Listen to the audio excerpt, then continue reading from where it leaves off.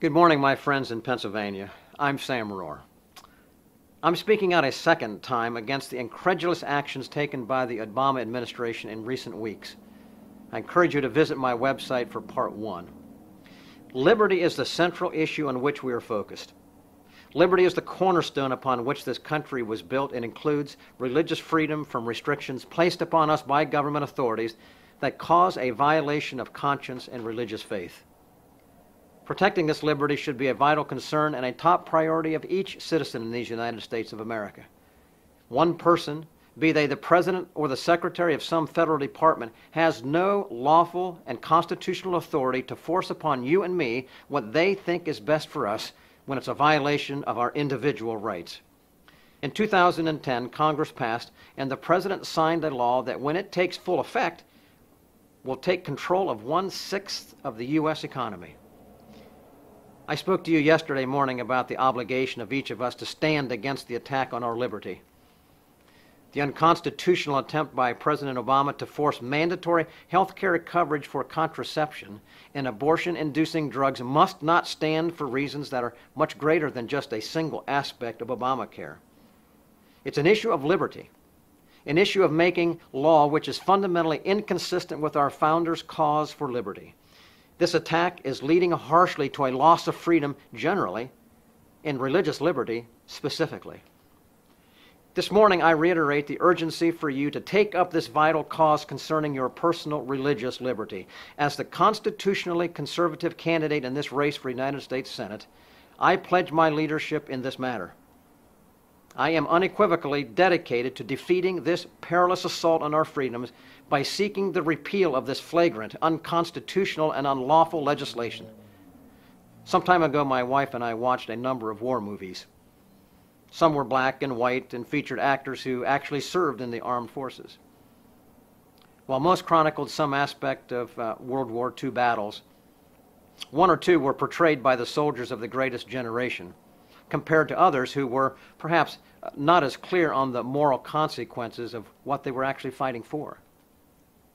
When war meant a congressional declaration, raising of an army from America's youth, and shipping those brave men and women across thousands of miles to stand up for freedom, liberate oppressed people, or protect the homeland, the moral directive seemed clear. It was a task to be done. It was kill or be killed. It was live free or live under tyranny. It was the choice of seeing your family grow up free, or watch some heavy-handed, privileged ruling class such as the Nazis, the fascists, or communists threaten to destroy your entire way of life. Of course, there was always the potential that hundreds of thousands of the brave young men and women would never return to the land of the free and the home of the brave.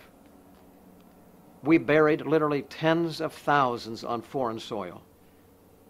Today's wars for freedom and the lives of the next generation are not nearly as publicized, although they are just as bloody, just as morally important, and just as terrible in their consequences.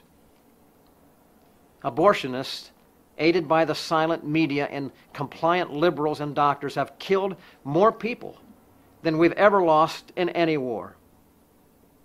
Where are the investigative press reporters or TV commentaries telling us the truth about this tragic phenomenon we are witnessing? Where are the political moralists telling us that we should stop the killing? And where are the churchmen who, like brave Wilberforce, will spend all that they have and invest all that they are to stop the carnage? Just because we've sanitized the elimination of millions of preborn people, because we've been told that we legally can destroy them, it is no less a wrong for which our nation and our world will be judged by Almighty God.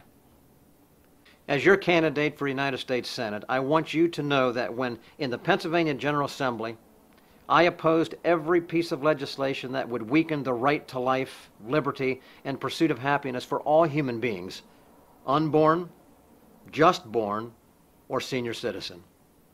Before you cast your vote in the upcoming primary election on April 24th, please consider the position of the candidate you're considering on the issue of life.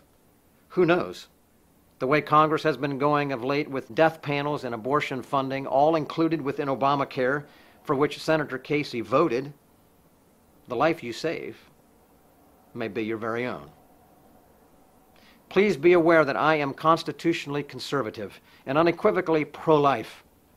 My unswerving commitment to you is to fight to reclaim our God-given rights so that no further erosion of freedoms from challenges to our liberty of this type ever occurs again.